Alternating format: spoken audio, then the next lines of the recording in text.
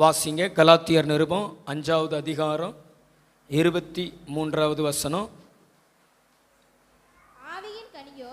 ஆவியின் கனியோ அன்பு, அன்பு, சந்தோஷம், சந்தோஷம், சமாதானம், சமாதானம், நீடிய பொறுமை, நீடிய பொறுமை, தயவு, தயவு, நற்குணம், நற்குணம், விசுவாசம், விசுவாசம், சாந்தம், சாந்தம்.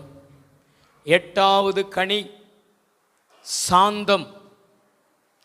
அல்லேலூயா. நான் சொல்லுகிறதை கவனிங்க.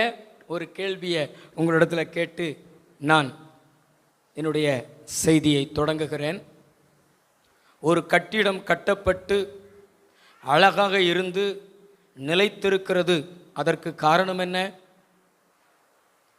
உங்கள் வீடு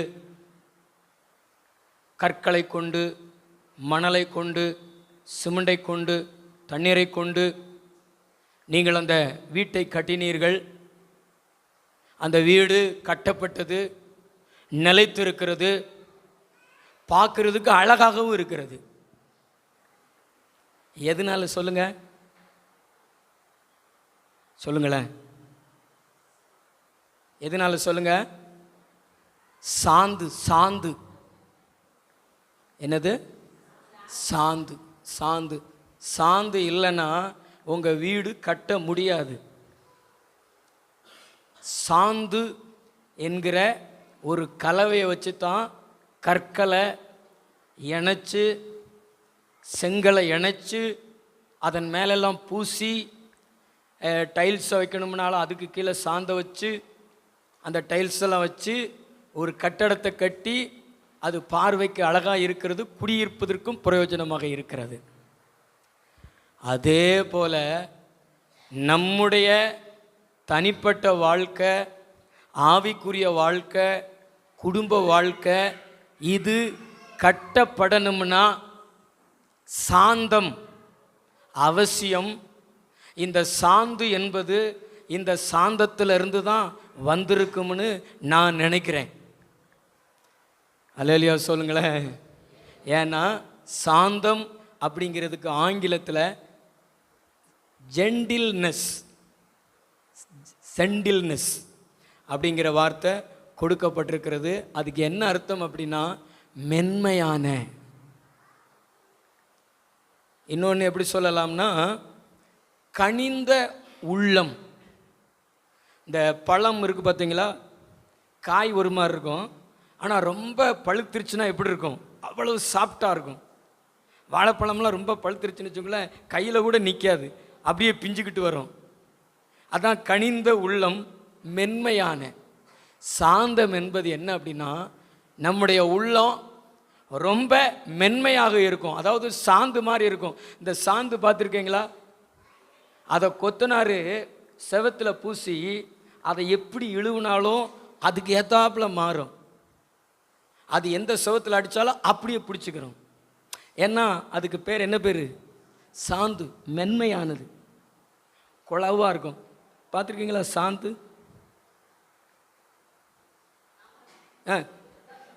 ஏதோ வெளிநாட்டில் இருக்கிற மாதிரி இருக்கீங்க. எல்லாரும் பார்த்துருக்கோம். ராணி சிஸ்டர் பார்த்துருக்காங்க. கை ஒருத்தி ஒரு அலையா சொல்லுங்களா? அல்லேலூயா. அந்த சாந்து எப்படி ஒரு வீட்டிற்கு உதவியாக இருக்கிறதோ அதே மாதிரி நம்ம அந்த தனிப்பட்ட விதத்தில் இந்த சரீரத்தில் வாழ்வதற்கு, குடும்ப வாழ்க்கையில் வாழ்வதற்கு, ஆண்டவரோடு ஆவிக்குரிய வாழ்க்கையில் சபையில் நம்ம வாழ்வதற்கு, தேவனோடு வாழ்வதற்கு, தேவ ஜனங்களோடு ஐக்கியமாக இருந்து வாழ்வதற்கு சாந்தம் ரொம்ப ரொம்ப அவசியம். இந்த சாந்தம் இல்லைன்னா ஒரு வாழ்க்கை நம்ம என்ன செய்ய முடியாது? வாழ முடியாது. ஒரு வீட்டை கட்டவே முடியாது. கர்த்தருக்கு ஸ்தோத்திரம். அதை குறித்து தான் ஆண்டவர் நம்மோடு கூட பேச போகிறார். நல்ல கைகளை உயர்த்துவார். அல்ல சொல்லுமா? அல்லேலூயா, அல்லேலூயா. இது எப்படி பாஸ்டர் நீங்கள் சொல்கிறீங்க அப்படின்னு கேட்கலாம். சில வசனங்களை பாருங்களேன். சங்கீதம் 22:26 வாசிங்களேன். சங்கீதம். சாந்த குணம் உள்ளவர்கள், சாந்த குணம் உள்ளவர்கள் புசித்து திருப்தி அடைவார்கள், புசித்து திருப்தி அடைவார்கள். கர்த்தரை தேடுகிறவர்கள், கர்த்தரை தேடுகிறவர்கள் அவரை துதிப்பார்கள். உங்கள் இருதயம் என்றைக்கும் வாழும், உங்கள் இருதயம் என்றைக்கும் வாழும். சாந்த குணம் உள்ளவர்கள் புசித்து திருப்தி அடைவார்கள். திருப்தி மனசுல ஏற்படக்கூடிய ஒன்று. உங்களுக்குள்ளே சாந்த குணம் இருந்துச்சு அப்படின்னா உங்க மனசுல ஒரு திருப்தி இருக்கும். நீங்க சாப்பிடும் பொழுது திருப்தி இருக்கும். அந்த திருப்தி உங்க வாழ்க்கையில் ஒரு ஆரோக்கியத்தை கொடுத்து, வேதம் சொல்லுகிறது உங்க இருதயம் வாழும், அப்படி பைபிளில் போட்டிருக்கிறது. சாந்த குணம் நமக்கு ரொம்ப ரொம்ப அவசியம். நம்ம வாழ்கிறதுக்கு சாந்த குணம் நமக்கு ரொம்ப ரொம்ப அவசியம். பக்கத்தில் பார்த்து சொல்லுங்களேன், இந்த பூமியில் இந்த சரீரத்தில் வாழ்வதற்கு சாந்த குணம் ரொம்ப ரொம்ப அவசியம். அல்லேலூயா. இந்த சாந்தம் என்பது ஒரு குணம். இந்த சாந்தம் என்பது என்னது? ஒரு குணம். இது யாருடைய குணம் தெரியுமா? தேவனுடைய குணம். தேவன் தன்னை குறித்து அநேக இடங்களில் வெளிப்படுத்தி இருக்கிறாரு. மோசே சீனாய் மலையில் அமர்ந்திருக்கும் பொழுது கர்த்தர் இறங்கி வந்து மோசேட்ட சொல்லும் பொழுது, அவருடைய நாமத்தை சொல்லும் பொழுது, நான் கர்த்தர், நான் மாறாதவர், நான் சத்தியமுள்ள தேவன் அப்படி சொல்லும் பொழுது நீடிய சாந்தமும் அப்படி சொல்கிறார் ஆண்டவர். அப்போ நம்ம ஆண்டவர் பார்த்தீங்கன்னா சாந்த குணம் உள்ளவர். சாந்த குணத்தில் அவர் ஐஸ்வர்யமானவர். அல்லேலூயா. சாந்த குணத்தில் அவர் பணக்காரர். நீங்கள் படித்து பாருங்களேன், ரோமர் 3வது அதிகாரம் நினைக்கிறேன், 1வது வசனம் வாசிங்க.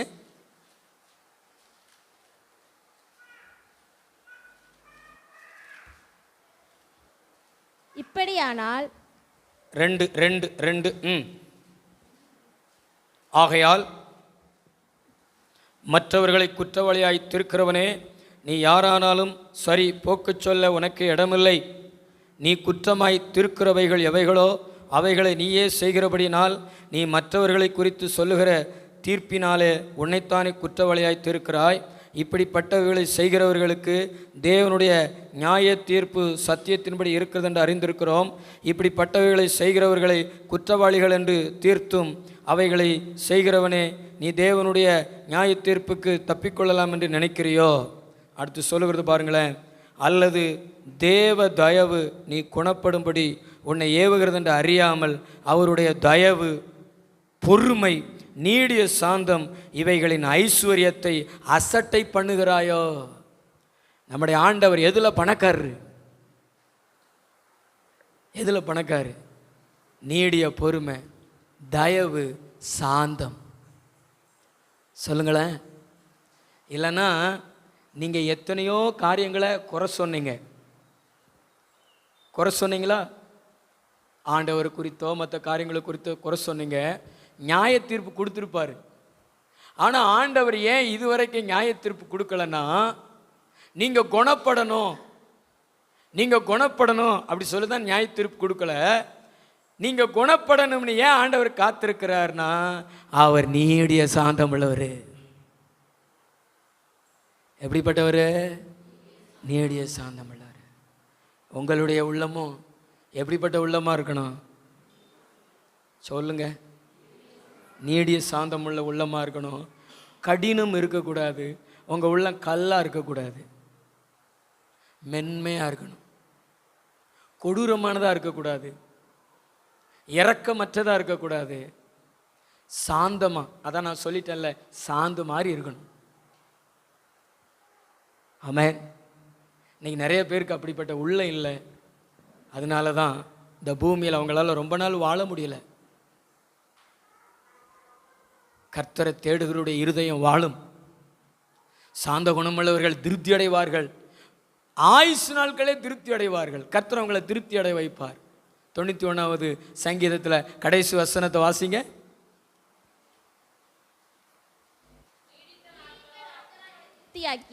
நீடித்த நாட்களால் அவனை திருப்தியாக்கி என் ரட்சிப்பை அவனுக்கு காண்பிப்பேன். பொட்டு பொடுக்குன்னு போகாம நீடித்த நாட்களால் அவனை திருப்தியாக்கி. எத்தனை நாட்கள்னால சொல்லுங்க? நீடித்த நாட்கள், குறிப்பிட்ட ஆண்டு சொல்லல. அவன் மனசில் இந்த பூமியில் வாழ்ந்தது போதும், ஆண்டவரே என்னை எடுத்துக்கொள்ளுங்க அப்படின்னு சொல்கிற வரைக்கும் வாழ வைப்பார். அப்படி ஒரு திருப்தியை தேவன் கொடுக்கணும்னா சாந்த குணம் ரொம்ப ரொம்ப அவசியம். அல்லேலூயா. குடும்ப வாழ்க்கைக்கு சாந்த குணம் ரொம்ப ரொம்ப அவசியம். ஆவிக்குரிய வாழ்க்கைக்கு சாந்த குணம் ரொம்ப ரொம்ப அவசியம். இந்த சாந்த குணத்தை பெற்றுக்கொள்வீங்களா? எத்தனை பேர் பெற்றுக்கொள்வீங்க? அல்லேலூயா. பேர் பார்த்தா சாந்தி அப்படின்னு, ஆனால் அங்கே என்ன இல்லை? சாந்தம் இல்லை. பேர் பார்த்தா சாந்தகுமார், சாந்தா, ஆனால் அங்கே என்ன இல்லை? சாந்தம் இல்லை. பேரை வச்சல்ல, நம்முடைய இருதயத்தில் ஆண்டவருடைய சுபாவத்தை நம்ம பெற்றுக்கொண்டு சாந்த குணமுள்ளவர்கள் என்று மற்றவர்களிடத்தில் பேர் வாங்குகிற அளவுக்கு தேவன் நமக்கு கிருபை செய்யணும். அல்லேலூயா. அதாவது பிலிப்பியர் நிருபத்துக்கு எழுதும் பொழுது 4:5 சொல்லுகிறார் அப்போஸ்தலனாகிய பவுல், உங்கள் சாந்த குணம் எல்லாருக்கும் தெரிந்திருப்பதாக கர்த்தர் சமீபமாக இருக்கிறார் அப்படி சொல்கிறார். உங்கள் சாந்த குணம் உங்கள் டீச்சருக்கு தெரிஞ்சிருக்கணும். உங்கள் சாந்த குணம் சர்ச்சில் இருக்கிற பாஸ்டருக்கு தெரிஞ்சிருக்கணும். உங்கள் சாந்த குணம் உங்கள் அம்மா அப்பாவுக்கு தெரிஞ்சிருக்கணும். உங்கள் சாந்த குணம் ரோட்டில் வண்டியில் போகும்பொழுது தெரிஞ்சிருக்கணும். கர்த்தர் சமீபமாக இருக்கிறார். சாந்த குணம் உள்ளவர்களுக்கு கர்த்தர் பக்கத்திலே இருக்கிறார். ஏசப்பாவோட வருகையில் எடுத்துக்கொள்ளப்படுவாங்க. ஹல்லேலூயா. 2வது ஒரு காரியத்தை வாசிங்களேன். 37:11 சங்கீதம்.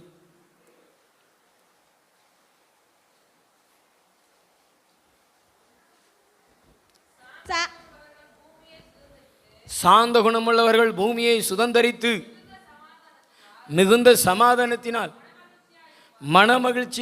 மனமகிழ்ச்சியாய் இருப்பார்கள். சகோதரிகளே, சாந்த குணமுள்ளவர்கள் எதை சுதந்திரித்துக் கொள்வாங்க? சொல்லுங்கள். எல்லாரும் நிமிர்ந்து கவனிங்க. எதை சுதந்திரித்துக் கொள்வாங்க? பூமியை. அவங்களுக்கு என்ன இருக்கும்? சமாதானம் இருக்கும். இந்த பூமியில் சந்தோஷமாக வாழ்வாங்க. இன்னைக்கு பெரும்பான்மையான மக்களுடைய வாழ்க்கையில் அவங்க பூமியை ஏன் சுதந்திரித்து கொள்ள முடியலை? பூமியில் உள்ள ஆசீர்வாதங்களை ஏன் சுதந்திரித்து கொள்ள முடியலை? கடனோடு, வறுமையில், தரித்திரத்தில் அப்படியெல்லாம் காணப்படுகிறதுக்கு காரணம் என்ன? அந்த சாந்த குணம் இல்லாததுனால தான். ஆனால் சாந்த குணம் உள்ளவர்கள் இந்த பூமியில் தேவன் மனுஷனுக்கென்று படைத்திருக்கிற ஆசீர்வாதங்களை அவன் பெற்றுக்கொள்வான். சமாதானமாக வாழ்வான், சந்தோஷமாக வாழ்வான். அதனால தான் ஆண்டவர் நம்ம இடத்துல எதிர்பார்க்கிறார், சாந்த குணமுள்ளவர்களாக இருங்கள் என்று. இன்னொரு வசனத்தை கூட வாசிங்கள. மத்தேயு 5:5 வாசிங்கள.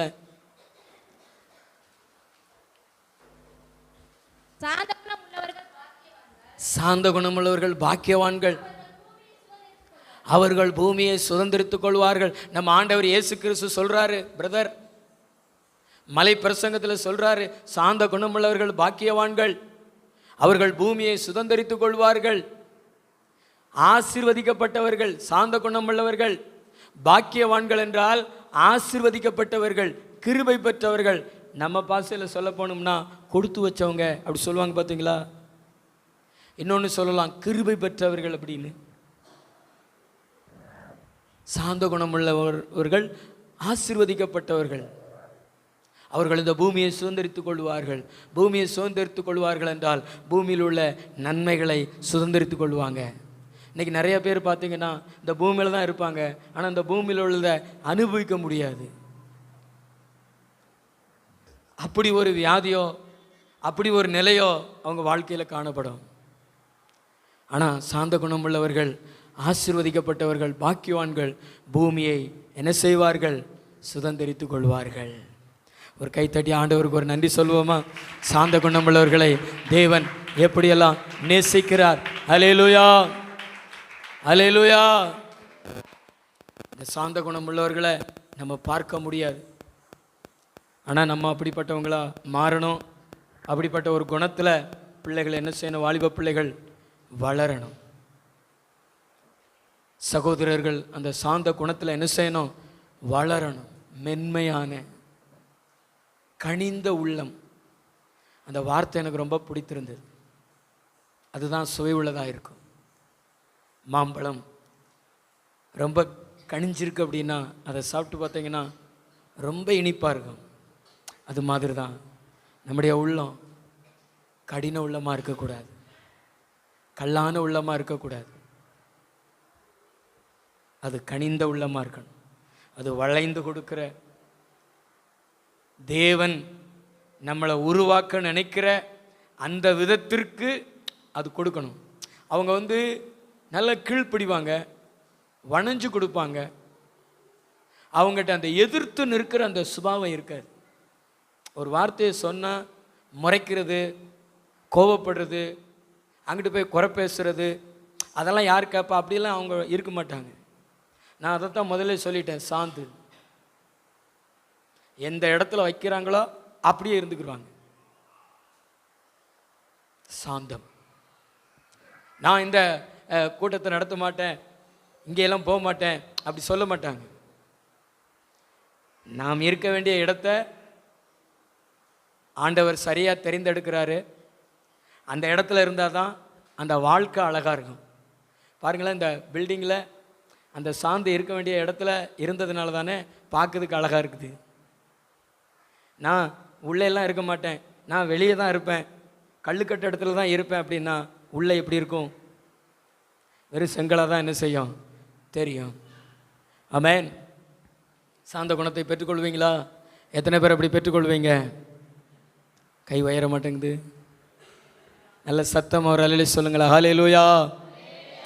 இன்னொரு வசனத்தை வாசித்து பாருங்களேன். சங்கீதம் 147:6. அப்படி முன்னாடி உட்காந்துங்க பிரதர், குருநாதன் பிரதர், இவங்களோடு சேர்ந்து. கர்த்தர் சாந்த குணம் உள்ளவர்களை உயர்த்துகிறார். கர்த்தர் சாந்த குணம் உள்ளவர்களை உயர்த்துகிறார். துன்மார்க்கரை தரை மட்டும் தாழ்த்துகிறார். துன்மார்க்கரை தரை மட்டும் தாழ்த்துகிறார். பிரதர், உங்களுடைய உயர்வையும் உங்களுடைய தாழ்மையையும் கர்த்தர் தீர்மானிக்கிறார். நீங்க உயர்வதற்கு தேவன் உங்களிடத்தில் எதிர்பார்க்கிற தகுதி எது அப்படின்னா சாந்த குணம். நீங்கள் சாந்த குணம் உள்ளவங்களா இருந்து பாருங்களேன். கர்த்தர் யோசேப்பை உயர்த்தினது மாதிரி, தாவீதை உயர்த்தினது மாதிரி, மோசேயை உயர்த்தினது மாதிரி உங்களை உயர்த்திக்கிட்டே இருப்பார். ஆனால் நீங்கள் துன்மார்க்கரை போல இருந்தீங்கன்னா ஆண்டவர் தரை மட்டும் தாழ்த்துறாராம். தாழ்த்துறாருன்னு போடாமல் எது மட்டும் தாழ்த்துறாராம்? தரையோட தரையாக்கிறாராம். அப்படின்னா என்ன அர்த்தம்னா ஒன்றும் இல்லை, ஜீரோ ஆக்கிறாராம். சாந்த குணம் நம்முடைய உயர்வுக்கு தேவன் எதிர்பார்க்கிற படிக்கட்டுகள். யோசேப்புக்குள் அந்த குணம் இருந்தது. அதனால தான் கர்த்தர் யோசேப்பை தெரிந்தெடுத்தார். இன்னைக்கு நிறைய மக்கள் பணத்தைத்தான் விரும்புகிறார்கள். பணம் இருந்தால் போதும், என் பிள்ளைகள் உயர்ந்துருவாங்க, நாங்கள் உயர்ந்துருவோம் அப்படிலாம் நினைக்கிறாங்க. அதனால தான் பணத்தை தேடுறாங்க. உயர்வு பணத்தை வச்சல்ல, குணத்தை வச்சு தான். ஆமென். நீங்கள் நல்ல குணமுள்ளவங்களா இருந்து பாருங்களேன், பணமே இல்லாமல் கர்த்தர் உங்களை உயர்த்துவார். ஒரு அல்லேலூயா சொல்லுங்களா. அல்லேலூயா, அல்லேலூயா. பணத்தினாலெல்லாம் உயர்வு கிடையாதுன்னு உலகம் அப்படி மாற்றி வச்சுருக்குது, பிசாசு அப்படி சொல்லி வச்சுருக்கிறான். ஆனால் நீங்கள் நல்ல குணமுள்ளவங்களா அந்த கேரக்டரில் வளருங்களேன். கர்த்தர் உங்களை தூக்கி, ஆடுகள் பின்னாடி அலைந்து கொண்டு வந்த தாவீதை தூக்கி சமஸ்த இஸ்ரவேலுக்கு ராஜாவா சிங்காசனத்தில் கூட உட்கார வச்சுட்டார். அது மாதிரி ஆண்டவர் உங்களை தூக்கியும் உட்கார வைப்பார். உங்களுடைய ஜெனரேஷன், உங்கள் பிள்ளைகளை, உங்கள் பேர பிள்ளைகளை தூக்கி உட்கார வைப்பார் உயர்வான இடங்கள்ல. ஆமென். கைகள் தள்ள சொல்லுவோம் ஹல்லேலூயா. இந்த மாதிரி தான் சாந்த குணத்தின் மூலமாக நமக்கு கிடைக்கிற ஆசீர்வாதம். சரி, உங்களுக்குள்ள இந்த சாந்த குணம் இருக்கிறதா? அதை எப்படி அறியலாம்? அதை ஒரு 3 காரியத்தை நான் உங்களுக்கு சொல்லி நான் முடிக்கும்படி விரும்புகிறேன். சாந்த குணத்தை எப்படி அறியலாம்? எத்தனை பேர் அறிந்து கொள்ள விரும்புகிறீங்க? எனக்குள்ள அந்த குணம் இருக்குதா அப்படின்னு எத்தனை பேர் அறிந்து கொள்ள விரும்புகிறீங்க? கை உயர்த்தி காமிங்க. நீங்களாம் அறிய விரும்பலையா? ஏற்கனவே குணம் நிறைஞ்சு கிடக்குது பாஸ்டர் அப்படிங்கீங்களா? நல்லா கை உயர்த்தி காமிங்க. சரி, கைக்குள்ள போட்டுருங்க. தேவனுடைய வீட்டில் நீங்க உண்மை உள்ளவங்களா இருக்கிறீங்களா? தேவனுடைய வீட்டில் நீங்க உண்மை உள்ளவங்களா இருக்கிறீங்களா? எத்தனை பேர் உண்மை உள்ளவங்களா இருக்கிறீங்க? நான் உண்மையா ஆண்டவரை தேடுறேன், நான் உண்மையா ஆண்டவரை நேசிக்கிறேன், நான் உண்மையா ஆண்டவருக்குள்ள இருக்கிறேன் அப்படி சொல்றேங்க. உங்க கை உயர்த்தி காமிங்க. ஒரு சில கைகள் தான் உயருது. கை கீழே போட்டுருங்க. அதாவது என்னாகமம் புஸ்தகம் 12வது அதிகாரம் 3வது வசனம் வாசிங்க. மோசையானவன் பூமியில் உள்ள சகல மனிதரிலும் மிகுந்த சாந்த குணமுள்ளவனாய் இருந்தான். அல்லேலூயா. தேவன் ஒரு மனிதனை குறித்து கொடுக்கிற சாட்சி என்ன சாட்சி கொடுக்கிறார்? சாந்த குணமுள்ளவன் அப்படின்னு கூட சொல்லல ஆண்டவர். மிகுந்த சாந்த குணமுள்ளவன், அதாவது சாந்த குணத்தின் அளவுக்கு அதிகமாக அந்த சாந்த குணத்தை உடையவன் அப்படி ஆண்டவர் சொல்றார். மோசே குறித்து யாரிடத்துல சொல்றாரு? யாரிடத்துல சொல்றாரு? மோசையினுடைய அக்காவின் இடத்துல. மோசையினுடைய அக்கா இந்த மோசையை குறித்து குறை பேசுறா. மோசையின் அக்காவும் மோசையினுடைய அண்ணன் ஆரோனும் குறை பேசுறாங்க. அவருடைய திருமணத்தை வச்சு குறை பேசுறாங்க. கர்த்தர் உன்னிடத்துல மட்டுமா பேசுறாரு, அவர் எங்களிடத்துல பேசுறாரு அப்படிலாம் சொல்றாங்க. அப்பதான் ஆண்டவர் இந்த மோசையை குறித்து அவங்களுக்கு சொல்றாரு. அவர் சொல்ற வார்த்தை என்ன வார்த்தைன்னா, மோசே என்னுடைய வீட்டில் உண்மை உள்ளவனா இருக்கிறான் அப்படின்னு சொல்றாரு. பாருங்களேன், 7வது வசனத்தை வாசிங்களேன். என் தாசனாகிய மோசையோ அப்படிப்பட்டவன் அல்ல, என் வீட்டில் எங்கும் அவன் உண்மை உள்ளவன். தேவனுடைய வீட்டில் உண்மை உள்ளவன், தேவனுடைய வீட்டில் உண்மை உள்ளவன் அப்படி சொல்றாரு. அதாவது சாந்தமும் உண்மையும் பிரிக்க முடியாது. உங்களிடத்துல சாந்த குணம் இருக்கு அப்படின்னா நீங்க தேவனுடைய வீட்டில் தேவனுடைய காரியத்தில் தேவனிடத்துல உண்மையா இருப்பீங்க. பொய்க்கு சர்ச்சுக்கு வர மாட்டீங்க, பொய்க்கு பாட மாட்டீங்க. அதாவது பொய்க்கு அப்படின்னா கடமைக்காக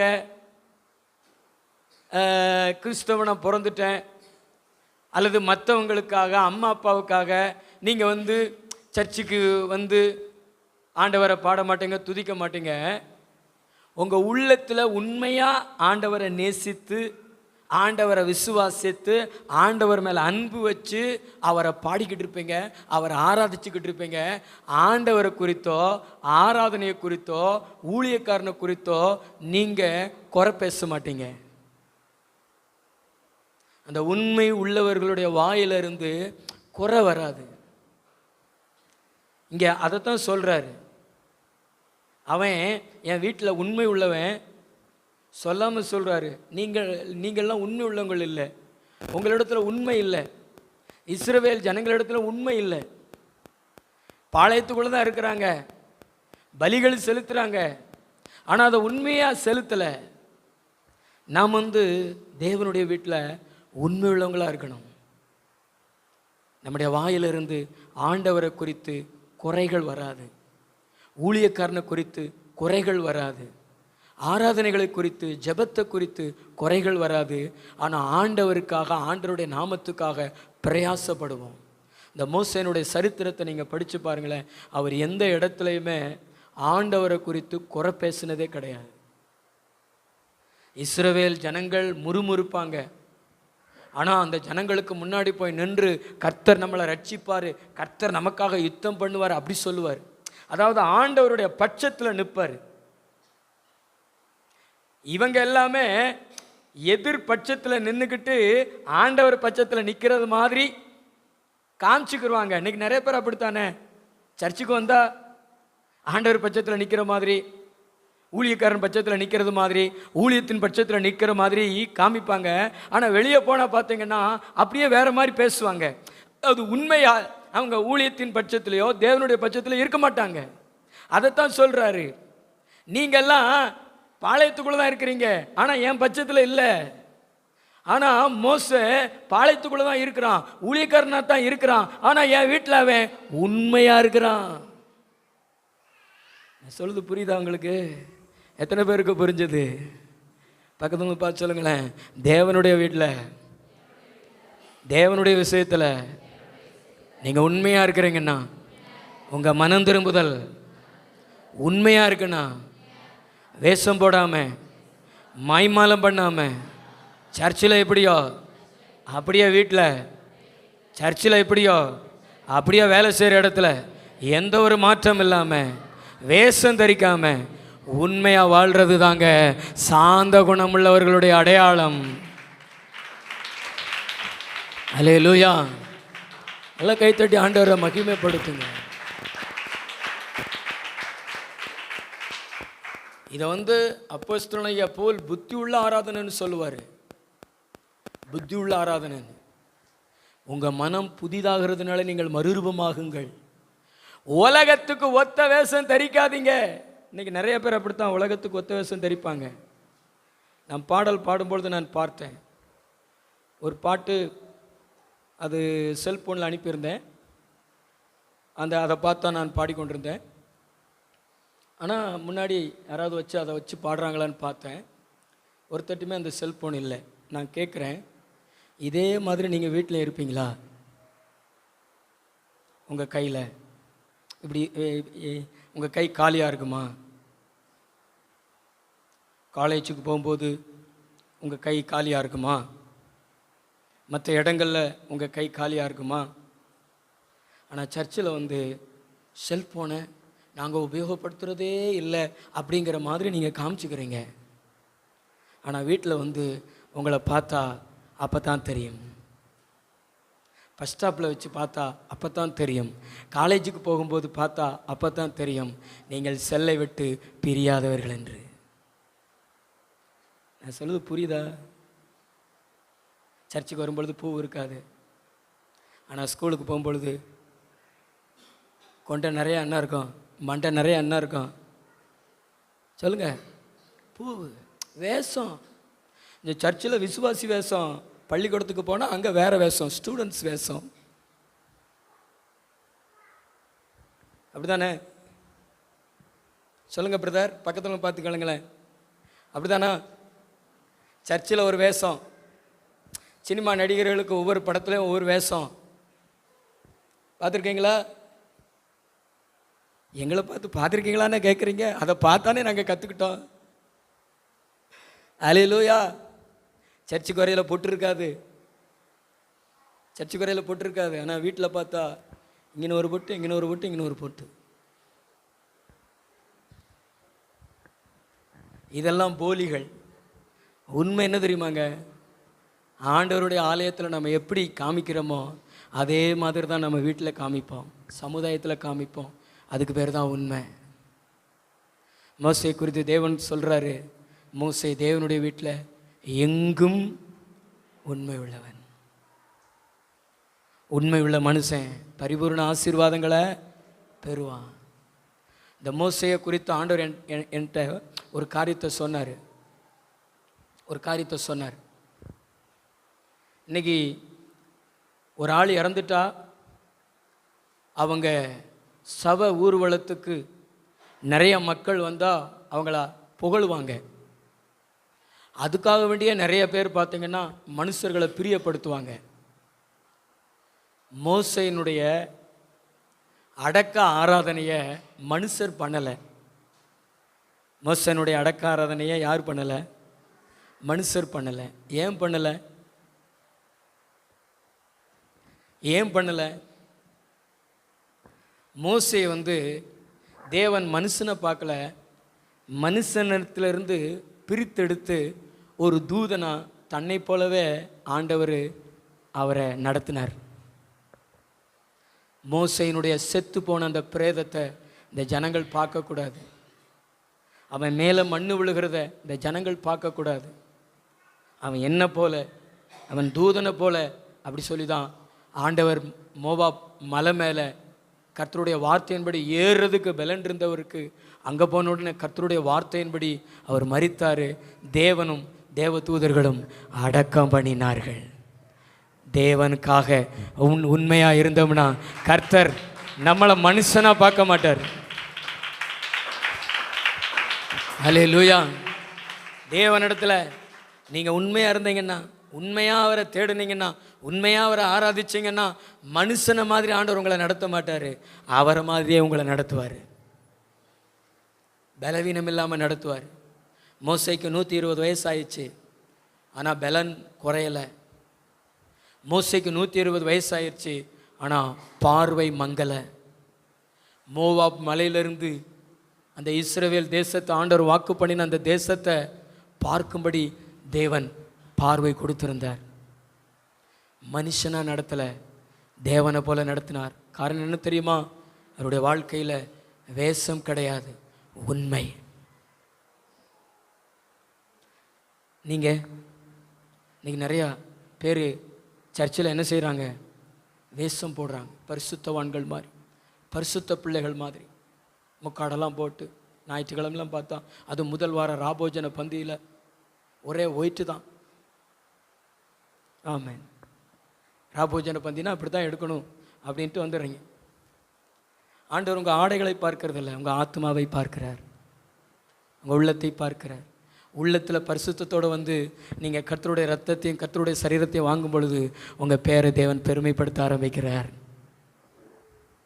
ஆமென். கைகளை கொடுத்து அல்லேலூயா சொல்லுங்களேன். அதுக்காக வெளில போட்டு வர்றது தப்பு நான் சொல்லலை, ஆனால் இதை விட உள்ள ரொம்ப முக்கியம். அதுதான் ரோமர் 12 அப்போஸ்தலன் பவுல் சொல்கிறார். 1 வாசிங்க, அருமையான ஒரு வேத வசனங்கள் அது.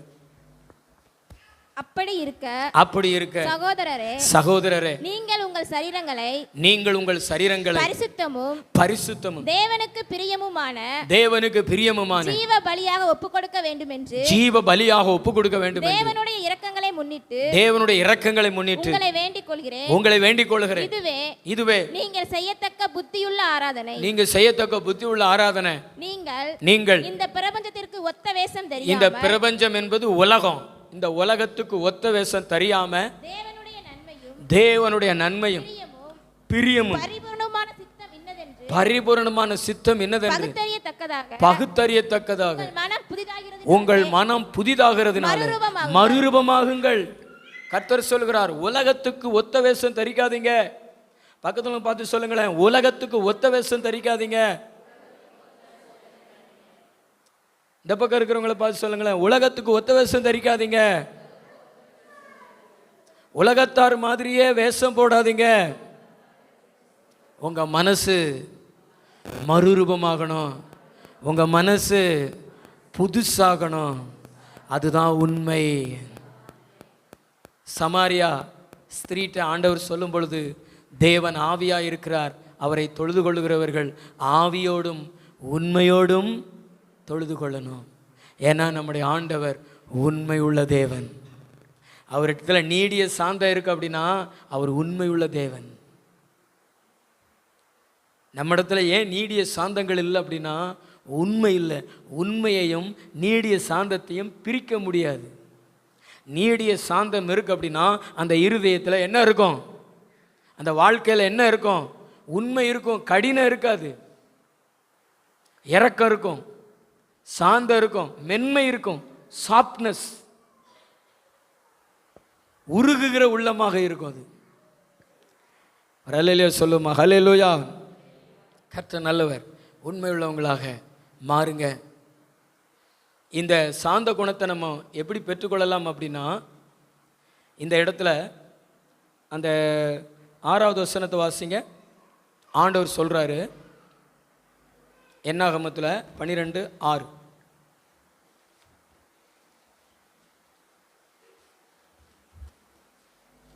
அப்பொழுது அவர், என் வார்த்தைகளை கேளுங்கள். உங்களுக்குள்ளே ஒருவன் தீர்க்கதரிசியாய் இருந்தால் கர்த்தராகிய நான் தரிசனத்தில் என்னை அவனுக்கு வெளிப்படுத்தி சொப்பனத்தில் அவனோடே பேசுவேன். என் தாசனாகிய மோசேயோ அப்படிப்பட்டவன் அல்ல. என் வீட்டில் எங்கும் அவன் உண்மையுள்ளவன். நான் அவனுடன் மறைபொருளாக அல்ல முகமுகமாகவும் பிரத்யட்சமாகவும் பேசுகிறேன். அவன் கர்த்தரின் சாயலை காண்கிறான். இப்படி இருக்க நீங்கள் என் தாசனாகிய மோசேக்கு விரோதமாய் பேச உங்களுக்கு பயமில்லாமல் போனதென்ன என்றார். மோசேக்கு இந்த உண்மை, இந்த சாந்த குணமெல்லாம் வருகிறதுக்கு காரணம் என்ன? மக்களுக்கு ஏன் சாந்த குணம் வர மாட்டேங்குது சொல்லுங்க? மக்களுக்கு ஏன் சாந்த குணம் வர மாட்டேங்குது? இவங்க பேசுகிறதெல்லாம் கோபமான மனிதர்கள்ட்ட பேசுகிறாங்க, கடினமான மனிதர்கள்ட்ட பேசுகிறாங்க. கடினமான மனிதர்களை தான் பார்க்குறாங்க திரைப்படங்களில். அருவாள் எடுத்து வெட்டுறது, துப்பாக்கி எடுத்து சுடுறது, சண்டை போடுறது, இந்த மாதிரி இதைத்தான் பார்க்குறாங்க. அதனால இவங்களுடைய உள்ளம் அப்படி இருக்கிறது. மோசே எதை பார்த்தார்னா கர்த்தரின் சாயலை பார்த்தாரு. எதை கேட்டார்னா கர்த்தருடைய வார்த்தையை கேட்டார். அதாவது மோசே குறித்து தேவனே சாட்சி கொடுக்குறாரு. நான் அவருக்கு தரிசனத்தில் அல்ல, நான் அவருக்கு சொப்பனத்தில் அல்ல, நான் பிரத்யட்சமாய் வெளிப்படுகிறேன். அதாவது இப்போ பேஸ் டு பேஸ் நீங்கள் என்ன பார்க்குறீங்களா, நான் உங்களை பார்க்குறேன்னா முகமுகமாக. அப்படித்தான் மோசையின் அனுபவம். மோசையின் அனுபவம் எப்படி? நான் சொல்கிறேங்க, நீங்கள் தேவனிடத்தில் ஜெபிக்கிறவங்களா, தேவனிடத்தில் பேசுகிறவங்களா, தேவனோடு நடக்கிறவங்களா, உங்களுடைய வாழ்க்கையில் அப்படிப்பட்ட அனுபவங்களுக்குள்ளாக நீங்கள் நடந்து செல்லுங்களேன். நிச்சயமாக சொல்கிறேன், உங்கள் குணங்கள் மாறிடும், உங்களுக்குள்ள உண்மை வந்துடும். நீங்களும் மோசையை போல சாட்சி உள்ளவர்களாய் மாறி விடுவீங்க. ஆனால் இன்னைக்கு நிறைய பேர் தேவனிடத்தில் பேசுகிறதே கிடையாது. பேசுகிறீங்களா? நேற்று ஒரு சகோதரி இடத்துல கேட்டேன், ஜெபம் பண்ணுவான்னு கேட்டேன். இப்படித்தான் சொல்லுது, ஜெபமே இல்லை அப்படின்னா எப்படி காதில் கேட்க முடியும் ஆண்டவருடைய வார்த்தையை? சொல்லுங்கள், ஜெபம் பண்ணுவீங்களா? ஜெபம் பண்ணுவீங்களா? எத்தனை பேர் ஜெபம் பண்ணுவீங்க டெய்லி? ஜெபம் பண்ணுவோம் பாஸ்டர். நீங்கள் எப்போ பண்ணுறீங்கன்னு நான் கேட்கல, ஆனால் டெய்லி நான் ப்ரேயர் பண்ணுவேன். அப்படி சொல்கிறவங்க கை உயர்த்தி காமிங்க பாருங்களேன். இந்த வாலிப பிள்ளை இடத்துல ப்ரேயர் இல்லை, தேவன் பேசாததுனால தான் வேற ஆளுக பேசிடுறாங்க. இவங்க வேற ஆளுகிட்ட பேசிடுறாங்க. இங்கே ஜெபம் பண்ணுவீங்களா? போய் பேசக்கூடாது. நல்லா கை உயர்த்தி காமிங்க, ஜெபம் பண்ணுவோம். ஜெபம் பண்ணுவீங்களா? கை உயர்த்தி காமிங்க. கர்த்தர் பிராங்க்லின், நான் கொடை மாதிரி முடிதான் வெட்டுவேன், ஆனால் ஜெபமெல்லாம் பண்ண மாட்டேன். கர்த்தர் நல்லவர். ஜெபம் பண்ணி பழகு சகோதரா. சாந்த குணத்தினால கர்த்தர் உன்னை அலங்கரிப்பார். நீ உயர்வ, நீ மேன்மை அடைவ. ஜெபம் பண்ணுறது எதுக்கு தெரியுமா? கர்த்தர் நம்மகிட்ட பேசணுங்கிறதுக்காக. கர்த்தர் நம்மகிட்ட பேசுனா நம்ம இருதயம் கொழுந்து விட்டு எரியுமே. நமக்கு கோபம் வராத, நமக்கு கடினம் இருக்காத, நம்மளை பார்க்குறவங்களாம் விரும்புகிற அளவுக்கு சாந்த குணம் நம்ம இடத்துல நிரம்பி வழியுமே. பக்கத்தவங்களை பார்த்து சொல்லுங்களேன், மனுஷனிடத்தில் பேசுகிறீங்க அல்லது பிசாசினிடத்தில் பேசுகிறீங்க? இன்றைக்கி ஒரு சகோதரன் சொல்கிறாரு, பாஸ்டர் நான் தூங்கினோன்னு ஏதோ பேசுது, அசுத்தாவி பேசுது. நீங்கள் விரும்பாமலே பேசுவான். அசுத்தாவிலாம் நம்மகிட்ட பேசக்கூடாது. மனுஷர்களுடைய சத்தத்தையும் அதையும் கேட்காதீங்க. உங்களிடத்தில் தேவன் பேசட்டுமே. சாமுவேலை கூட்டது மாதிரி உங்கள் வீட்டுக்குள்ளே உங்கள் பேரை சொல்லி தேவன் அழைக்கட்டுமே. நீங்களும் சொல்லும், கர்த்தாவே அடியான் கேட்குறேன்னு சொல்லிட்டு ஜெபம் பண்ணி அவருடைய தரிசனங்களை பெற்றுக்கொள்ளுங்களேன். அவருடைய சத்தத்தை கேளுங்களேன். அவருடைய சத்தத்தை நித்தமும் கேட்க கேட்க கேட்க உங்களுடைய குணநலங்கள் மாறுமே, உங்களுடைய சுபாவங்கள் மாறுமே.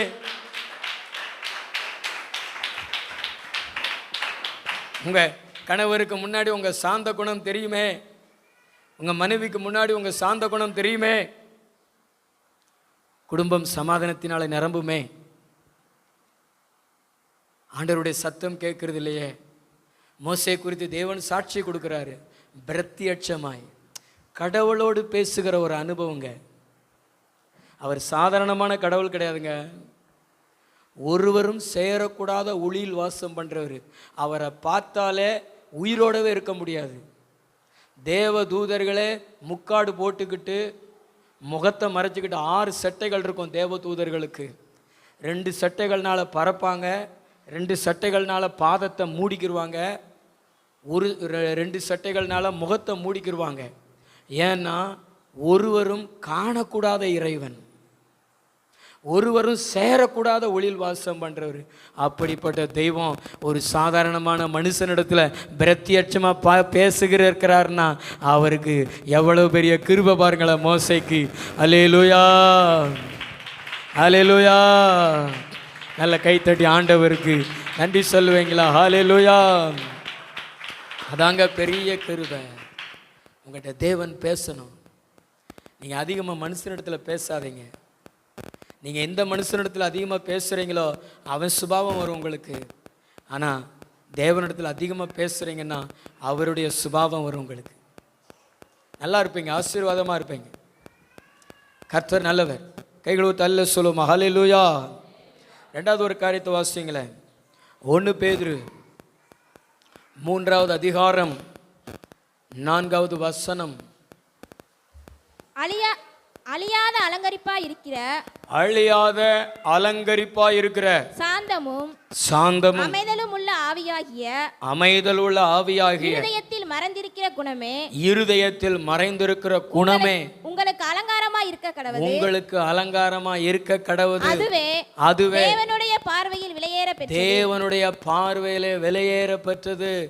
மேல உள்ள வசனத்தை வாசிங்களேன். மயிரை பின்னி பொன்னாபரணங்களை அணிந்து நகைகளை போட்டு உடுத்திக் கொள்ளுதலாகிய உயர்ந்த வஸ்திரங்களை உடுத்திக் கொள்ளுதலாகிய புறம்பான அலங்கரிப்பு உங்களுக்கு அலங்காரமாய் இராமல் அழியாத அலங்கரிப்பாய் இருக்கிற சாந்தமும் அமைதலும் உள்ள ஆவியாகிய இருதயத்தில் மறைந்திருக்கிற குணமே. அல்லேலூயா. இன்னைக்கெல்லாம் பார்த்தீங்கன்னா நிறைய பேர் புறம்பான அலங்கரிப்பை தான் அதிகம் விரும்புகிறாங்க. முடிகளை நல்ல ஸ்டைலாக பின்னிக்கொண்டு நகைகளை போட்டுக்கொண்டு மற்றவங்களுக்கு முன்னாடி தங்களுடைய அலங்காரத்தை காமிக்கிறாங்க. ஆனால் அந்த அலங்கரிப்புனால பிரயோஜனம் இல்லை. ஆண்டவர் சொல்கிறாரு உள்ளான அலங்கரிப்பு, அதாவது இருதயத்தை அலங்கரிக்கணும். எதை வச்சு அலங்கரிக்கணும்னா இருதயத்தில் சாந்தம் இருக்கணும், அமைதி இருக்கணும். இது ரெண்டையுமே பிரிக்க முடியாது. நீங்கள் வாயாடியாக இருந்தீங்கன்னா, நீங்கள் வம்புழுக்கிறவங்களா இருந்தீங்கன்னா, நீங்கள் ஊரெல்லாம் சண்டை போடுறவங்களா இருந்தீங்கன்னா நீங்கள் சாந்த குணமுள்ள ஆளுகள் கிடையாது. உங்கள் வீடு ஒரு கலவர பூமியாக இருக்குன்னு வச்சுங்களேன், நீங்கள் சாந்த குணமுள்ளவர்கள் கிடையாது. உங்கள் வீட்டுக்குள்ளே அடிதடி ஐயம்மா அப்படியெல்லாம் பக்கத்து வீட்டில் சண்டை, ஏற்ற வீட்டில் சண்டை, கத்திக்கிட்டு கத்தரிக்கிட்டு அப்படியெல்லாம் இருந்துச்சுன்னா அங்கே சாந்த குணம் இல்லைன்னு அர்த்தம். அமைதி இருக்கிறதா? புயலுக்கு பின்னாடி ஒரு அமைதி இருக்கும் பார்த்தீங்களா, அது மாதிரி ஒரு அமைதி இருக்கிறதா உங்கள் குடும்பத்தில்? அதுதாங்க சாந்த குணமுள்ள வீடு. பக்கத்தில் பார்த்து கேளுங்களேன். இன்னைக்கு நிறைய வீடுகள் கலவர பூமிகள், ரத்த ஆறு ஓடும். அண்ணன் தம்பி அடிக்க, தம்பி அண்ணன் அடிக்க, 2 பேரும் சேர்ந்து தங்கச்சி அடிக்க, தங்கச்சி அம்மாவை அடிக்க, அம்மா அப்பாவை அடிக்க, ஒரே கலவர பூமி. சில பெண்களெல்லாம் வாயை திறந்துட்டா அணுகுண்டுகள் அப்படி பிரித்து போடுவாங்க. வார்த்தைகள், ஒவ்வொரு வார்த்தைகளுமே வெடித்து செதறும். அப்படித்தானே?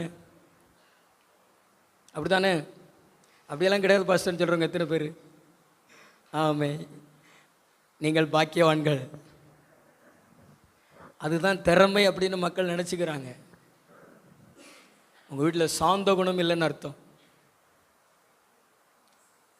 அமைதி இல்லாத இடத்துல சாந்த குணம் இல்லைன்னு அர்த்தம். நம்முடைய ஆண்டவர் நம்மளை எப்படி நடத்துவார்? கர்த்தர் என் மேய்ப்பராய் இருக்கிறார், நான் தாழ்ச்சி அடையேன். அவர் புல்லுள்ள இடங்களில் மேய்த்து அமர்ந்த தண்ணீரண்டையில் கொண்டு போய் விடுகிறார். என்ன தண்ணீரண்டையில் கொண்டு போய் விடுகிறாரு? அமைதி. அவர் சமாதான பிரபு, அவர் இளைப்பாறுதல் தருகிறவர். அவருடைய குணம் நமக்குள்ளே இருந்துச்சு அப்படின்னா ஆண்டவர் நம்மளை அப்படித்தான் நடத்துவார். அவர் நமக்கு மேய்ப்பராக இருந்தால் அப்படித்தான் நடத்துவார். உங்கள் வீட்டில் அமைதி இல்லைன்னா நீங்கள் முழங்கால் படிட்டு அதிகமாக ஜெபம் பண்ணி சாந்த குணத்தை தாங்க ஆண்டவரை அப்படி சொல்லி கேளுங்க. சாந்த குணத்தினால உங்களை அலங்கரிங்க. ஆனால் இந்த புறம்பான அலங்கரிப்புக்கு அதிக முக்கியத்துவம் கொடுக்காதீங்க. இன்றைக்கெல்லாம் நிறைய பேர் பார்த்தீங்கன்னா அதுக்கு ஒரு மேக்கப் செட்டே வச்சுருப்பாங்க. அதில் முதல்ல ஆரம்பிக்கிறது ஃபவுண்டேஷன்லேருந்து ஆரம்பிப்பாங்க. இதிலேருந்து ஆரம்பிப்பாங்க, வீட்டுக்கு ஃபவுண்டேஷன் போடுறது மாதிரி முகத்துக்கு. அதுக்கு மேலே தான் ஒன்று ஒன்றா போடுவாங்க. லிப்டிக்கு, கண்ணு மை, இதெல்லாம் மனுஷர்கள் பார்வையில் உங்களுக்கு அலங்காரம். ஆனால் இந்த அலங்கரிப்பு உங்கள் வாழ்க்கைக்கு உதவாது. நிறைய நகைகளை போடுறது தான் நிறைய பேருக்கு விருப்பம். நகைகளை வாங்கி குவித்து வைத்திருக்கிறார்கள். ஃபங்க்ஷன் வீடுன்னா இவங்க பொண்ணு மாப்பிள்ளை மாதிரி மாறிடுவாங்க. பட்டு சேலை கட்டிட்டு தான் போகணும்னு யார் சொன்னா? கல்யாண வீட்டுக்கு, ஒரு கல்யாண வீட்டுக்கு போகணும்னா எதை கட்டிடுவாங்க? இவங்க கல்யாணம் 32 வருஷத்துக்கு முன்னாடி முடிச்சிருப்பாங்க, அதை எடுத்து கட்டிட்டு போவாங்க. கல்யாணம் யாருக்கு சொல்லுங்க? கல்யாணம் யாருக்கு? ஓ, நினைவலைகள் திரும்புகிறதா? எளிமை, அதுதான் தேவனுக்கு இனிமை. எளிமை உள்ளவர்கள், ஆவியில் எளிமை உள்ளவர்கள் பாக்கியவான்கள், அப்படி ஆண்டவர் சொல்கிறார். நம்ம ஆண்டவர் இயேசெல்லாம் பார்த்தீங்கன்னா இந்த பூமியில் வாழ்ந்தார். எவ்வளவு எளிமையாக வாழ்ந்தார். வெள்ளியும் அவருடையது தான், பொண்ணும் அவருடையது தான், வானமும் அவருடையது தான், பூமி அவருடையது தான். அவர் எவ்வளவு நகையை போட்டுட்டு அலைஞ்சார், எத்தனை மோதிரத்தை போட்டுட்டு அலைஞ்சார். இன்னைக்கு ஆம்பளை ஆளுக கூட நகையை போட்டுட்டு அலைகிறாங்க. கழுத்தில் போட்டுக்கிறாங்க, கையில் போட்டுக்கிறாங்க. பைபிள் அப்படி தான் சொல்லுது. பொன் ஆபரங்களினால உங்களை அலங்கரிக்காதீங்கன்னு தான் சொல்லுது. நிறைய பேர் பைபிள் எங்கே போட்டிருக்கு, பைபிள் எங்கே போட்டிருக்கு அப்படின்னு. ஆனால் அப்போஸ்தலனாகிய பேதுரு தெளிவாக எழுதுகிறார், முடியையும் ஓவராக பின்னாத,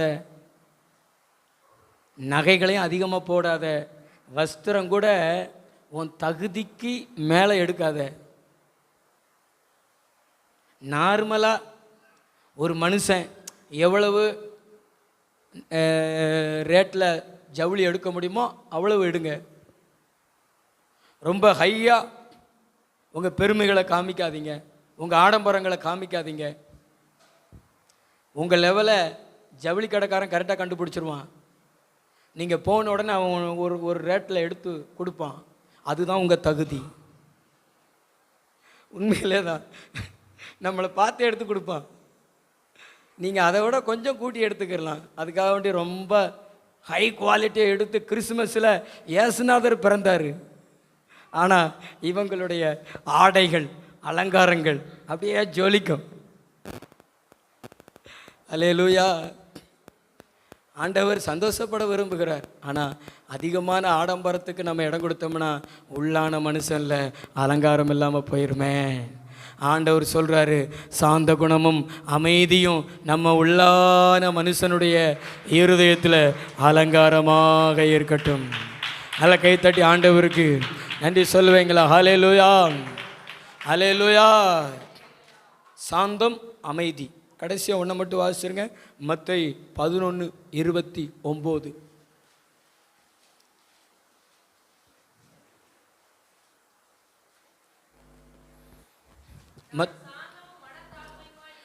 நான் சாந்தமும் மனத்தாழ்மையுமாயிருக்கிறேன், என் நுகத்தை உங்கள் மேல் ஏற்றுக்கொண்டு என்னிடத்தில் கற்றுக்கொள்ளுங்கள், அப்பொழுது உங்கள் ஆத்துமாக்களுக்கு இளைப்பாறுதல் கிடைக்கும். ஆண்டவர் இயேசு கிறிஸ்து தன்னை குறித்து சொல்கிறார், நான் எப்படி இருக்கிறேன். ஆண்டவர் இயேசு கிறிஸ்து தன்னை குறித்து சொல்கிறார், நான் எப்படி இருக்கிறேன் என்று. இயேசு கிறிஸ்து எப்படி இருந்தார்? சாந்தமும் மன தாழ்மையும். சொல்லுங்க, இன்னும் சத்தமா சொல்லுங்க. மனத்தாழ்மையும். சாந்தம் இருக்கிற இடத்துல மனத்தாழ்மை இருக்கும், மனதில் தாழ்மை இருக்கும். ஆனால் சாந்தம் இல்லாத இடத்துல பெருமை இருக்கும். இயேசு கிறிஸ்துவிடத்துல சாந்தம் இருந்தது, என்னமும் இருந்தது, மனத்தாழ்மை இருக்கிறது. உங்களிடத்துல மனத்தாழ்மை இருக்கிறதா? பக்கத்தில் உங்களை பார்த்து கேளுங்களேன், மனத்தாழ்மை இருக்கிறதா? மனத்தாழ்மை எத்தனை பேர் இடத்துல இருக்கிறது? மனத்தாழ்மை.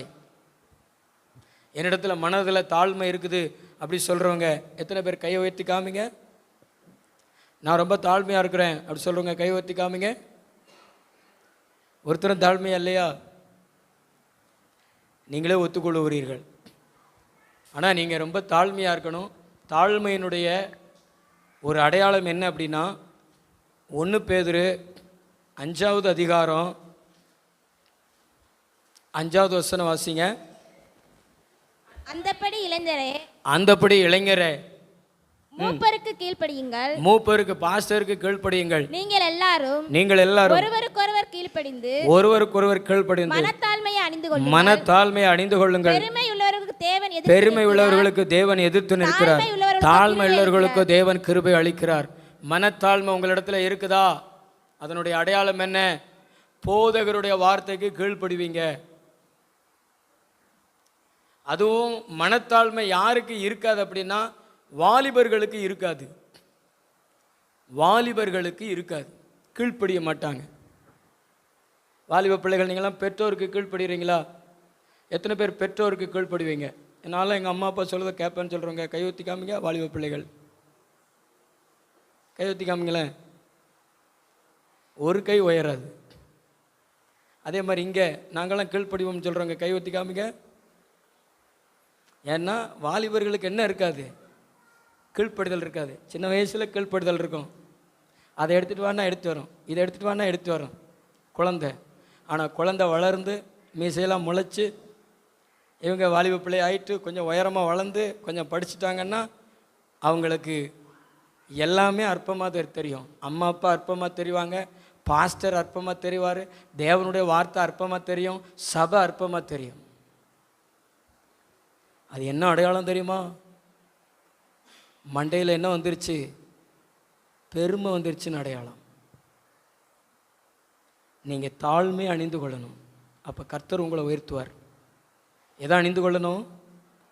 தாழ்மையினுடைய அடையாளம் என்னென்னா, கீழ்ப்படிவீங்க. ஒருவருக்கு ஒருவர் கீழ்ப்படிவீங்க. அதாவது சபையில் யாராவது ஒருத்தவங்க சொல்கிறாங்கன்னா அதுக்கும் கீழ்ப்படிவீங்க. பாஸ்டர் வார்த்தைக்கும் கீழ்ப்படிவீங்க. ஆசிரியருக்கு கீழ்ப்படிவீங்க. பெற்றோருக்கு கர்த்தருக்குள்ளே கீழ்ப்படிவீங்க. கர்த்தருக்குள்ளே கீழ்ப்படிவீங்க. இப்படி ஒரு கீழ்ப்படிதல் உங்களிடத்துல இருந்துச்சு அப்படின்னா உங்கள் மனசு தாழ்மையை அணிஞ்சிருக்குன்னு அர்த்தம். ஆனால் உங்களிடத்துல கீழ்ப்படிதல் இல்லை அப்படின்னா உங்களிடத்துல தாழ்மை இல்லைன்னு அர்த்தம். பெருமை உள்ளவங்களுக்கு கர்த்தர் எதிர்த்து நிற்கிறாரு, தாழ்மை உள்ளவர்களுக்கு கர்த்தர் கிருபை அளிக்கிறார். எஸ்தர் மாதிரி கிருபைகளை அளித்து உயர்த்துகிறார், பதவி உயர்வுகளை கொடுக்கிறார், நன்மைகளை கொடுக்கிறார், ஆசீர்வாதத்தை கொடுக்கிறார். மரியாளுக்கு மாதிரி நன்மைகளை கொடுக்கிறார், ஆசீர்வாதத்தை கொடுக்கிறார். ஆனால் பெருமை உள்ளவர்களுக்கு ஆண்டவர் எதிர்த்து நிற்கிறார். பார்வோன் எப்படி முன்னேற விடாதபடிக்கு கர்த்தர் இருளை கொண்டு வந்தாரோ, மப்பு மந்தாரமானதோ, அது மாதிரி வாழ்க்கையில் நம்ம முன்னேறவே முடியாது. கர்த்தர் எதிர்த்து நிற்பாரு. அந்த அலைகள் எதிர்த்து நிற்கிறது மாதிரி கர்த்தர் எதிர்த்து நிற்பாரு. அப்படி நிற்கக்கூடாது. கர்த்தர் நமக்கு பக்கத்தில் நின்று நமக்கு உதவி செய்யணும், நம்மளுக்கு கிருபைகளை அளிக்கணும். அவர் அல்லேலூயா, நம்ம உயர்வதற்கு கிருபைகளை அளிக்கணும். எல்லாம் கைத்தட்டி ஆண்டவருக்கு நன்றி சொல்லுங்களேன். நிறைய மக்கள் எதிர்த்து நின்னாலும் கர்த்தர் நமக்கு துணை நின்று நம்மளை வெற்றியாக நடத்திடுவார். ஆனால் கர்த்தரே நமக்கு எதிர்த்து நிற்கிறார்னா நம்ம வாழ்க்கையில் எழும்ப முடியாது, நம்ம வாழ்க்கையில் முன்னேற முடியாது. மனத்தாழ்மை ரொம்ப அவசியம். சர்ச்சுக்கு வந்து கைத்தட்டுங்க, பாட்டு பாடுங்க, முழங்கால் படிட்டு ஆராதிங்க அப்படின்னு அந்த வார்த்தையை கேட்ட உடனே நீங்கள் உடனே கீழ்ப்பிடிங்க பார்த்தீங்களா, அதுதாங்க மனத்தாழ்மை. இந்த நாகமான் குஷ்டரோகி இருக்கான் பார்த்தீங்களா, நாகமான் குஷ்டரோகி, அவன் பெருமையினால தான் அவ்வளவு காலமும் குஷ்டரோகத்திலிருந்து சுகத்தை அவன் பெற்றுக்கொள்ள முடியலை. அவன் என்ன நினச்சான் தெரியுமா, எங்கள் தேசத்தில் இருக்கிற நதிகள் தான் புண்ணிய நதிகள், இஸ்ரவேல் தேசமெல்லாம் ரொம்ப அற்பமானது, யோர்தான் ரொம்ப கேவலமானது அப்படின்னு நினச்சான். அவன் மைண்டில் பெருமை இருந்துச்சு. ஆனால் கர்த்தர் அந்த பெருமையை மாற்றி தான் அவனுக்கு சுகம் கொடுத்தாரு. யோர்தான் நதியில் 7 தரம் மூழ்கி ஸ்நானம் பண்ணு அப்படின்னு எலிசாவை சொல்ல வச்சார். அவன் முதல்ல இந்த நதிகள் என் தேசத்தில் இருக்கக்கூடிய நதிகளை விட பெரிய நதிகளா, என் தேசத்தில் இருக்கிற நதிகள்லாம் பெரிய நதிகள் அப்படி சொல்லிட்டு கோவப்பட்டுட்டு போனான். அவன் கூட இருக்கிற மனுஷர்கள் இதுவரைக்கும் இந்த நோயை தீர்க்கிறதுக்காக எங்கெங்கேயோ போயிட்ட, இதையும் செஞ்சு பாரு, தீர்க்கதரிசி கடினமான காரியத்தை சொல்கிறாரா, எளிதான காரியத்தை தானே சொல்கிறாரு, இதை கேட்டு பாரு. நம்ம ஞானஸ்தானம் எடுக்க சொல்கிறது மாதிரி தான். ஞானஸ்தானம் எடுக்க சொன்ன உங்கள் பிள்ளை எடுக்க சொல்லுங்கன்னா சில பேர் கீழ்ப்பிடிக்க மாட்டாங்க. எங்கள் பிள்ளை இன்னும் வளரலை அப்படி சொல்லி ஏதாவது சாக்கு போக்கு சொல்லுவாங்க. வளரலைன்னு தெரிஞ்சால் நாங்கள் கேள்வி கேட்போமா? ஆனால் ஏதாவது சொல்லி சாக் தட்டி கழிச்சிருவாங்க. அதுதான் அற்பமாக நினைக்கிறது. இந்த மாதிரி காரியங்கள் தான் சுகத்துக்கு அது தடையாக இருக்கிறது. அல்லேலூயா. அந்த பெருமை அவனை விட்டு மாறிச்சு.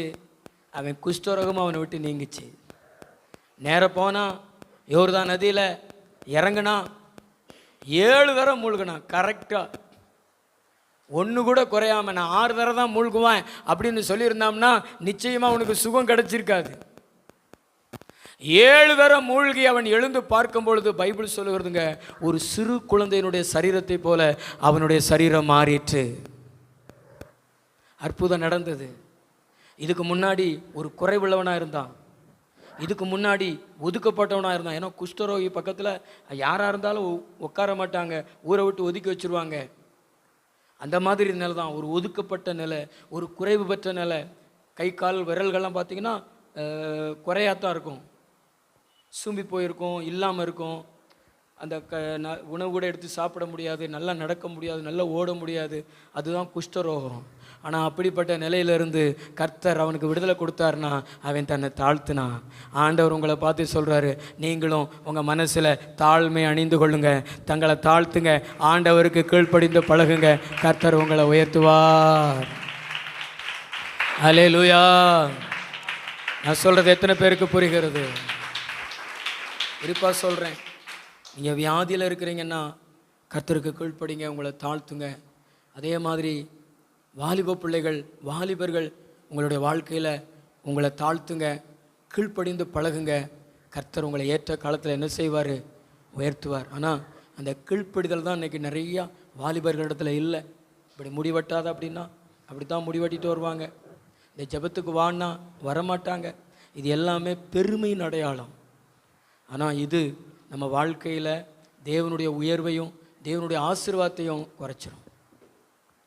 மனத்தாழ்மை என்ன செய்து கொள்ளணும்? அணிந்து கொள்ளணும். சாந்த குணம் இருக்குது அப்படின்னா அங்கே என்னமும் இருக்கும், தாழ்மை இருக்கும். சாந்த குணம் இருக்குன்னா அங்கே அமைதி இருக்கும். சாந்த குணம் இருக்குது அப்படின்னா அங்கே என்ன இருக்கும்? உண்மை இருக்கும். ஆமென். சாந்த குணத்தை பெற்றுக்கொண்டு நாம் ஆசீர்வதிக்கப்படுவோம். எல்லாரும் அப்படியே முழங்கால் படியிடுவோமா? கண்களை மூடி. உங்கள்கிட்ட தான் ஆண்டவர் பேசியிருக்கிறார். உங்களை மனசில் வச்சு பேசலை, வேத வசனத்தை வச்சு உங்களை அளவிட்டிருக்கிறார் ஆண்டவர். நீ இன்னும் கீழ்ப்படிய வேண்டியது இருக்கிறது, நீ இன்னும் உன்னை தாழ்த்த வேண்டியது இருக்கிறது. நீ உயரணுமே, நீ இன்னும் தாழ்த்த வேண்டியது இருக்கிறது. உன்னுடைய புறம்பான அலங்கரிப்பு குறைய வேண்டியது இருக்கிறது. அமைதல் உள்ள ஆவி உனக்கு தேவையாயிருக்கிறது. யாரு கூடனாலும் சண்டை, தெருவில் சண்டை, தண்ணி பம்புக்கு போனா அங்க சண்டை. அது சாந்தமுள்ள ஆவி கிடையாது. நீங்க இருக்கிற இடமே தெரியாத அளவுக்கு இருக்கணும். அதுதான் சாந்தம். எத்தனை பேர் அதை பெற்றுக்கொள்ள போகிறீங்க தேவனிடத்துல? உண்மையா ஆண்டவரை ஆராதிக்கிறது தான் சாந்தம். மோசே போல நீங்க தேவனிடத்துல அதிகமா பேசுங்க, தேவனுடைய சத்தத்தை அதிகமா கேளுங்க, மனுஷருடைய சத்தத்தை அதிகமா கேட்காதீங்க, மனுஷர்களோட அதிகமா உறவாடாதீங்க, மனுஷரோட அதிகமா நேரத்தை செலவழிக்காதீங்க. ஜெபத்துல செலவழிங்க, வேத வாசிப்புல செலவழிங்க. உங்களுடைய குணநலங்கள் மாறும். நீங்களும் உண்மை உள்ளவர்கள் என்று கர்த்தரிடத்துல சாட்சி பெறுவீங்க. கர்த்தர் உங்களை மனுஷனை போல நடத்த மாட்டாரு, அற்பமான மனுஷனை போல நடத்த மாட்டாரு, இழிவான மனுஷனை போல நடத்த மாட்டாரு. தன்னை போல நடத்துவாரு. தேவன் தன்னை போல நடத்துவார். நல்ல கை தட்டி ஆவியில நிறைஞ்சு கொஞ்ச நேரம் அந்நிய பாஷை பேசுங்க. ஆவியானவர் உங்களை நிரப்புகிறார். கேளுங்க, ஆண்டவரே எனக்கு அந்த சாந்தத்தை கொடுங்கப்பா, அந்த அமைதியில் உள்ள ஆவியை கொடுங்க. இந்த குணத்துல நான் வளரணும். இந்த 8வது கனியை நான் கொடுக்கணும். இது 8வது கனியா இருந்தாலும் ஏசு இந்த 8வது கனியை எனக்கு கொடுப்பீராக. எல்லாம் கைத்தட்டி ஆவியில நிறைஞ்சு கைத்தட்டி பெற்றுக்கொள்ளுங்களேன். ஆவியானவர் நிறைய பேர் மேல இறங்குகிறார், சகோதரர்கள் மேல இறங்குகிறார், வாலிபர்கள் மேல இறங்குகிறார். உன் வீட்டை கட்டுவேன், உன் தனிப்பட்ட வாழ்க்கையை கட்டுவேன், உன் ஆவிக்குரிய வாழ்க்கையை கட்டுவேன். அபிஷேகம் இறங்குகிறது. வல்லமை வல்லமை வல்லமை வல்லமை. நன்றி நன்றி ஏசப்பா, நீர் கொடுத்த வார்த்தைக்காய் நன்றி. அந்த மக்கள் எல்லாரையும் ஆசீர்வதிங்க, இரத்த கோட்டைகளை மறைங்க. நீடிய சாந்தம் உள்ளவர் என்று நீர் சொன்னது போல உம்முடைய பிள்ளைகளும் சாந்தம் உள்ளவர்களாய் மாறி உம்முடைய நன்மைகளை ருசிப்பார்களாக. காத்துக்கொள்ளுங்க, பலப்படுத்துங்க. என்ன எதிர்பார்ப்போடு வந்தார்களோ அதை பூர்த்தி செய்யுங்க. எல்லா கனத்தையும் மகிமை மக்கள் செலுத்துகிறோம் இயேசு கிறிஸ்துவின் மூலம் பிதாவே.